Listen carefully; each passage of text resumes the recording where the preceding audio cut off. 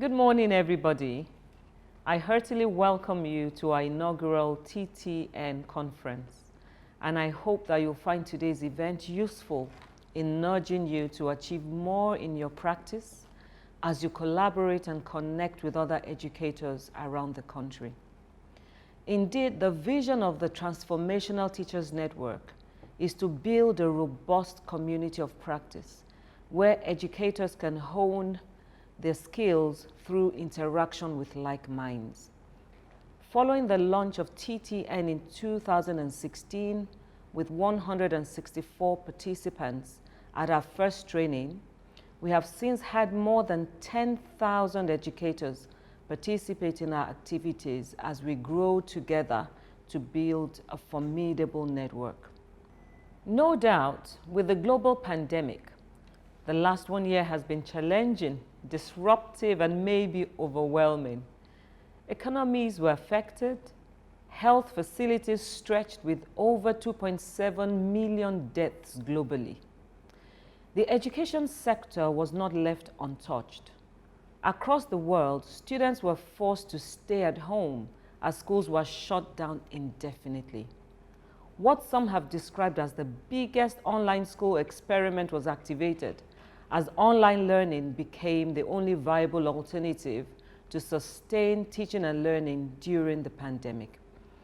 We will always remember the year 2020 as a year that stirred us to reinvent and rethink our practices as educators. It moved us from theory to swift implementation. It challenged us to align and adopt the necessary technology tools that will enable us to reach our learners. While we may have, in some ways, been prepared for this shift, the scale and urgency at which it evolved is what was daunting. But as a community of educators, we must highlight and celebrate how quickly we were able to adapt to our new reality. Teachers adopted new tools for teaching and learning, including Zoom, Google Classroom, WhatsApp, radio, television, YouTube, and a host of other platforms. Schools successfully ran full terms online and complemented it with a hybrid system as schools began to open gradually. In all, the lessons of 2020 will remain with us forever. And as Ralph Emerson said, the mind once stretched by a new idea never returns to its original dimensions. We have been stretched to achieve more and reinvent ourselves. Thus, even when things normalize, we won't revert to our old ways. Now, I ask the question, is this the future? Is this the future for education? A lingering question on the mind of many is, what is the future of education? Many wonder if online learning has come to stay and whether it will replace brick and mortar schools. These are important questions to ask, and I'm sure you would have pondered on them too. One may also ask, is this the future we have always talked about as educationists? An educational system driven largely by technology and artificial intelligence with less emphasis on human interactions? Is that it? Others argue that technology can only be, at best, a complement to the role teachers play in the classroom, rather than replacing those roles entirely, as the social interactions learners enjoy while in school is a fundamental part of their learning, and it's not catered for in the online system. As Harvard Graduate School of Education professor Karen Brennan puts it, as educators and leaders create, design, and imagine the future, technology should be used in service of that vision rather than dictating it. As technology becomes a critical part of how we communicate and share ideas, educators need to think critically about how to deploy technology strategically. What's clear is that the pandemic has in many ways helped us to see existing gaps and opportunities to reinvent the way we do school. We have certainly not reached our apex, as things would keep evolving. Perhaps the most important question to ask is, how prepared are we as educators for the next shift? Yes, the next shift, because most certainly things would keep evolving. A good place to start is to reflect and remind ourselves on what the purpose of education is. What really are we trying to achieve?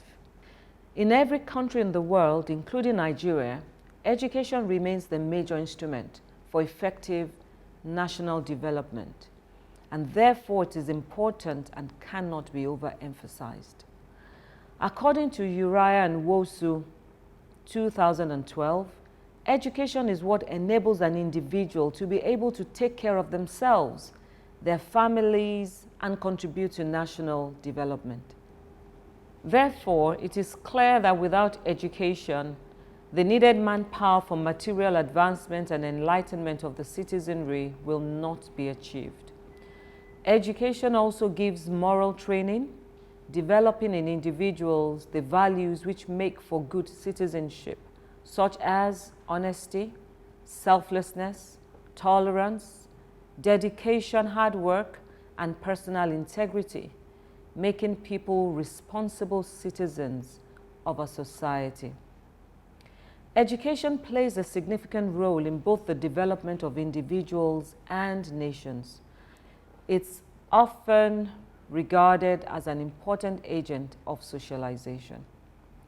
Thus, as custodians of the education sector, we have been handed a huge responsibility given the role education plays in national development.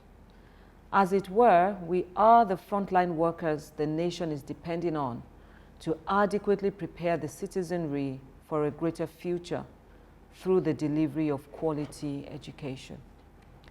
So as we discuss the future of education today, we must realize that as educators, we play a big role in shaping that future. We must not be onlookers, but play active roles in curating an education system that will prepare our students to succeed, and one we can truly be proud of. To achieve this, we must adopt cutting-edge research and new knowledge. What do I mean by this?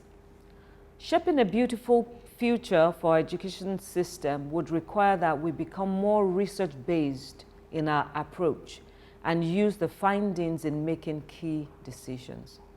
Research has been a potent force for improved medical care, IT infrastructure, and modern agriculture. One would wonder if the same impact can be seen in the education sector. Research in education is more likely to be dismissed as trivial or irrelevant than it is to be considered a fundamental ingredient in understanding how children learn and improving how they are taught, which is unfortunate. While conducting an academic research recently on teacher effectiveness, using 5 schools in Lagos State as a case study, I was unpleasantly surprised at the lack of relevant data on schools in Nigeria, both private and public.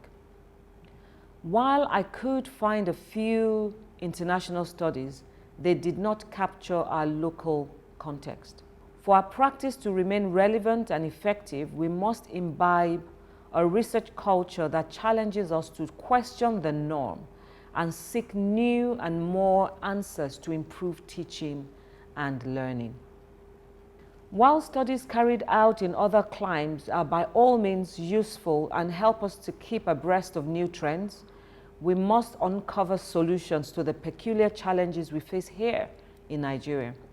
Improvement in education will occur only if all participants, all stakeholders, I'm talking about parents, students, teachers, the public, and policymakers are willing to make strong intellectual commitments to work together using new insights, approaches, and techniques to improve education.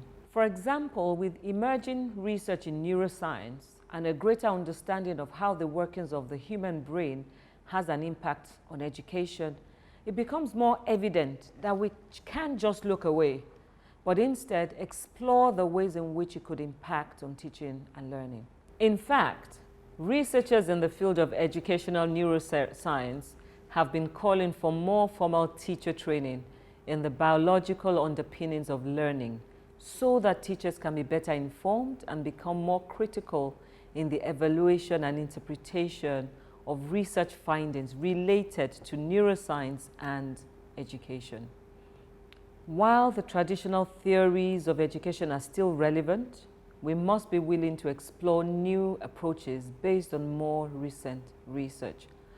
Moreover, research suggests that learning neuroscience can improve teachers' sense of professional purpose, patience, self-confidence, and the use of neuroscience in the classroom. Now I'm going to look at integrating 21st century skills into our curriculum as part of the future of education. Educators, are we preparing our students for 2021 or 2050?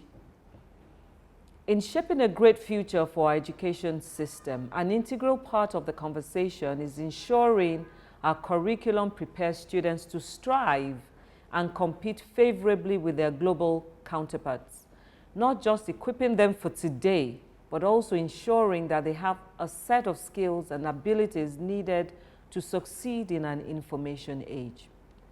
Years ago, a solid acquisition of the 3 R's, what we call the 3 R's, reading, writing, arithmetic, and mastering the core academic subjects would have been the measure of academic attainment. But today's world demands a radically different orientation. To succeed in an increasingly complex and diverse society, students need to think critically, communicate effectively, collaborate with diverse peers, solve complex problems. They need to adopt a global mindset and engage actively with communication and information technology. Recognizing that traditional education systems have generally not been preparing learners to face such challenges, the global education community has increasingly talked about and mobilized in favor of the changes required. This has resulted in a suite of initiatives and research around the broad area of 21st century skills, which culminated most notably with the adoption of the Sustainable Developmental Goal, especially Goal 4, and the Education 2030 Agenda, including Target 4.7, which commit countries to ensure that learners acquire knowledge and skills in areas such as sustainable development, human rights, gender equality, global citizenship, and others. Thus, 21st century skills should not just be a buzz phrase that we throw around in a room, but it should actively pursue ways in which it can be infused into our curriculum and adapt it as part of the core of what students are taught. No doubt, considerable progress has been made in identifying and defining the 21st century skills. The next hurdle, I think, would be implementation. If you think about maths or about literacy, you have a curriculum, and most teachers would understand that there's an inherent sequence in how students accumulate knowledge and skills in those two areas. So where are the guidelines for the 21st century skills? What can we realistically expect of a 7-year-old versus a 15-year-old in terms of their creative capacities or their critical thinking? How do we measure 21st century skills? We must begin to develop clear frameworks around how these skills will be taught and measured in the classroom. Another point, looking at the future of education, will be hybrid classrooms. We're all talking about the hybrid now and the blended learning. The concept of hybrid model of learning was brought to the fore in the last few months due to the global pandemic and its impact on school operations. Even though it has been in existence before now, but nobody really made a big deal of it. If someone had suggested that all learning in the months to come would happen online, and students and teachers will not be coming to classrooms at all, it would have seemed like a far-fetched idea. COVID-19 truly did the impossible. It forced educational institutions and educators to step out online as an option in imparting education. There was a lot of learning in the process. Different models of online learning were tested and evaluated, and approaches that seemed most effective were zeroed in upon. Hybrid learning is one of such approaches. Hybrid learning is an approach that combines face-to-face classroom instruction with online activities. Although mostly used interchangeably with blended learning, there is a subtle but important difference between hybrid and blended learning. In a blended learning environment, online learning is meant to complement the in-person classroom learning through additional resources like videos, images, sounds, articles, things like that. They're all meant to create an enriching learning experience. In a hybrid learning environment, however, online learning is meant to replace an element of the in-person class. The online material is designed as an alternative to the in-person material and is meant to bring in flexibility to the learning experience. As we look ahead to the future of education, the hybrid approach is not one we should drop post-COVID. We really need to retain the hybrid and even the blended learning. It can be safely said that in future, there is room for all models of teaching and learning to grow: in person, online, and hybrid. Hybrid learning powerfully combines the advantages of personalization with convenience to offer a learning environment that is best suited to address the changing needs of students in the present times. Some of the advantages include personalized learning for students, increased flexibility for both teachers and students. It promotes the use of technology in addition to helping students become self-directed learners, which actually is the focus or the newer goal of education. Children owning their own learning. Children understanding the process of learning. Children, having what we call metacognitive skills. So in conclusion, whilst we cannot accurately predict the future, by being adaptive and forward-thinking, we can actually begin to shape a relevant and 21st century-based educational system. I have made an attempt in this address to discuss some key areas we should consider as educators. But in reality, the list is not exhaustive, as there will be other emerging trends. What's more important is for us to be adaptive, open to new knowledge, and ready to take on new challenges. As Alvin Toffler rightly said, the illiterate of the 21st century will not be the person that cannot read and write, but those who are not willing to learn, unlearn, and relearn. Remain hungry, my teachers, my fellow teachers. Remain hungry, remain a learner. Thank you.